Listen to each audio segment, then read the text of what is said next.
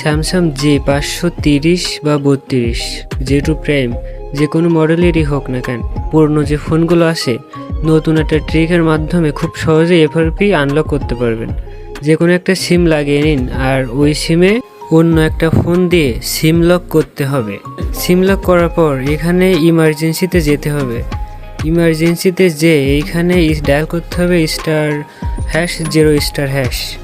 তারপরে ওই কোডটা দিতে হবে, দেওয়ার পর এটা এডিবি মোডে চলে যাবে।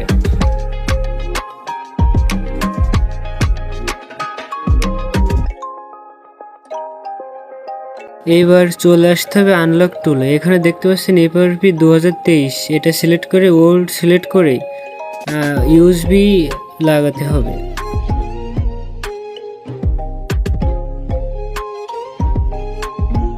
ফোনের দিকে লক্ষ্য করবেন, তারপরে এডিবির একটা পারমিশন আছে, ওটা অ্যালাউ করে দিলেই দেখবেন আপনার ফোনটি লক আনলক হয়ে গেছে। ধন্যবাদ। এরকম ধরনের ভিডিও পেতে আমাদের পেজটি ফলো দিয়ে রাখবেন।